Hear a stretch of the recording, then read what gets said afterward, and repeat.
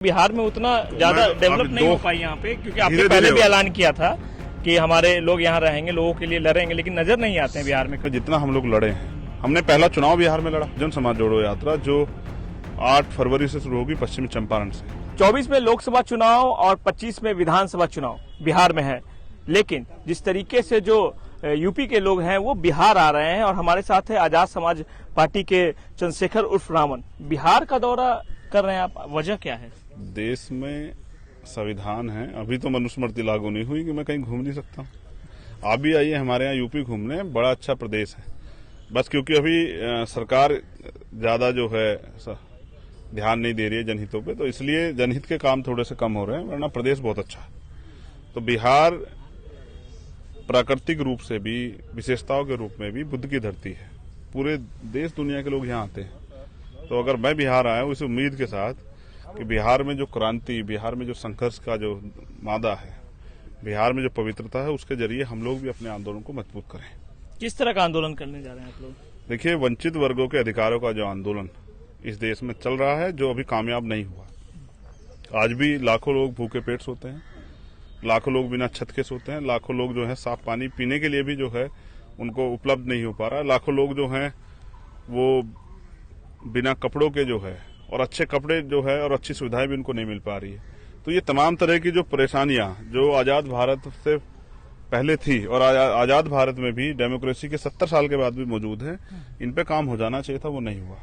आज भी एक डाटा कहता है कि 54% दलितों पे एक गज जमीन नहीं है, और जो आदिवासी हमारे लोग जमीन को तैयार करते हैं वो पूंजीपति मित्र सरकार के वो उसको छीन लेते हैं। जो अन्याय, आज भी एट्रोसिटी घटनाएं बढ़ रही हैं, आज भी मूछे रखने पे, घोड़ी पे बैठने पे, या तमाम तरह के जो है और जो है सम्मान के काम करने पे आज भी इस देश में एट्रोसिटी होती है। तो हम इस अपनी यात्रा के जरिए, जो यात्रा हम शुरू कर रहे हैं, बहुजन समाज जोड़ो यात्रा, जो 8 फरवरी से शुरू होगी पश्चिमी चंपारण से, और वो उसका समापन होगा 6 मार्च को पटना की धरती पे एक बड़ी रैली के रूप में। उसके बाद कार्यकर्ताओं के यहाँ संदेश दिए जाएंगे कि वो गांव-गांव जाके उनको किस तरह काम करना है और अपने आंदोलन को मजबूत करना है। और यात्रा के दरमियान हम लोग गांव-गांव जाके, मैं खुद भी इसमें कई बार शामिल होऊंगा, हम लोग जन जागृति अभियान के जरिए समाज को वोट की वैल्यू और वोट के परिणाम समझाने का काम करेंगे।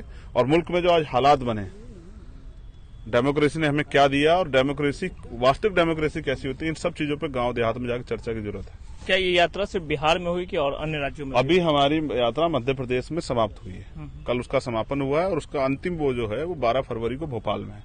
तो यहाँ जो यात्रा शुरू होगी ये 6 तारीख खत्म हो जाएगी। फिर हमारी पार्टी का राष्ट्रीय अधिवेशन है, फाउंडेशन डे, वो 15 मार्च में है, माननीय काशीराम साहब के जन्मदिन पे। वहां से फिर दोबारा से अन्य अन्य प्रदेशों में यात्राओं की घोषणा होंगी, और लगातार यात्रा जो है चलती रहेंगी। यात्रा का मकसद मात्र एक है कि अब बहुजन समाज के लोग अपने अधिकारों के प्रति एकजुट हों और अपने अधिकारों के लिए बोलें, और जो सरकार बेबुनियादी मुद्दे पे चर्चा करा के हमारे वास्तविक मुद्दों से हमें हटाने काम करती है, उन पे हम लोग अब इनके चक्कर में ना आके अपने वास्तविक मुद्दों पे डटे रहें। चुनाव से पहले ही आपको याद आता है, पहले क्यों नहीं याद आता? चुनाव कब है बिहार में? बिहार में लोकसभा चुनाव है 24 क्यों में। पूरे भारत में चुनाव नहीं है? तो मैं समझता हूँ पत्रकार भी अगर इस तरह की अटपटे सवाल करें तो ये बड़ा कठिन। आपकी पार्टी बिहार में उतना ज्यादा डेवलप नहीं हो पाई यहाँ पे, क्योंकि आपने पहले भी ऐलान किया था कि हमारे लोग यहाँ रहेंगे, लोगों के लिए लड़ेंगे, लेकिन नजर नहीं आते हैं बिहार में कभी। ये सबसे बड़ी गलती है आपकी। आपका कैमरा अगर उनको ढूंढेगा तो मिलेगा कि सबसे ज्यादा अगर देश में कोई अन्याय होता है schedule caste, schedule tribe, backward पे, या अल्पसंख्यक, सबसे पहले भी आर्मी खड़ी होती है। ये एक रिसर्च है, ये मैं नहीं कह रहा, ये मीडिया का रिसर्च है, और मीडिया कभी कभी रिसर्च बिहार में उतना नहीं दिखता है आपका। और मैं कहता हूं कि बिहार में जितना हम लोग लड़े हैं, हमने पहला चुनाव बिहार में लड़ा, हमने सबसे ज्यादा बिहार में सबसे ज्यादा जो है विधानसभा में जाके मैंने कन्वेंसिंग की।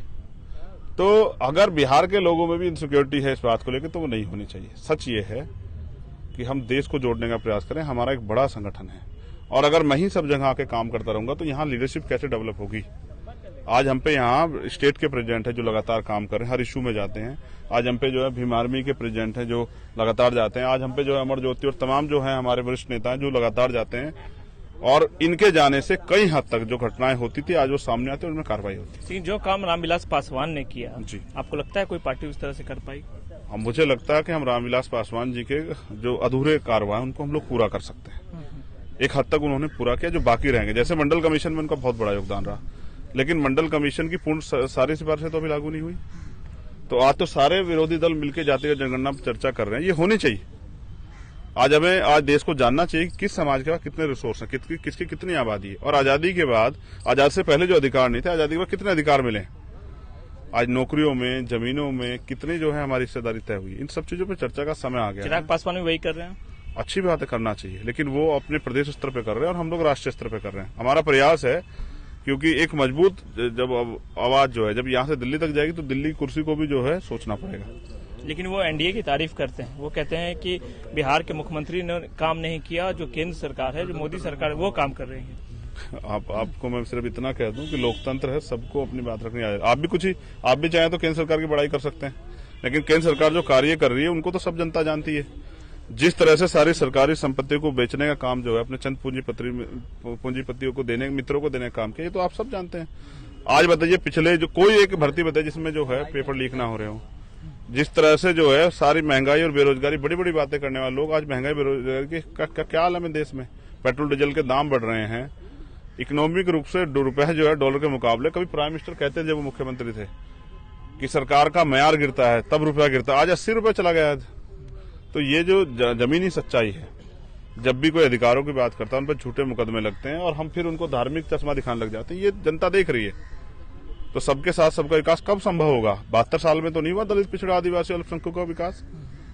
अभी एक रिसर्च आया, 1% लोगों पे 40% वेल्थ है देश की। ये कौन है 1% लोग? कितने उसमें SC, ST, OBC माइनॉरिटी के हैं? इसका जवाब देना पड़ेगा ना। ये जातिगत जनगणना से आएगा। तो प्राइम मिनिस्टर क्यों भाग रहे हैं जातिगत जनगणना? उन्होंने तो वादा किया था। जाति जनगणना हो रही है। मैं बधाई देता हूं सरकार को और प्राइम मिनिस्टर कहता हूं सीख लीजिए बिहार की सरकार से। अब तो आप पे केंद्र की सरकार है और पूर्ण बहुमत की सरकार है। आपको ऐसा थोड़ा कोई आपको टांग खींचेगा कि ना हो, तो आपको करवानी चाहिए। क्यों नहीं करवा रहे हैं? आप तो खुद बार बार चिल्ला दो चुनाव के समय, पिछड़े वर्ग से आता हूं।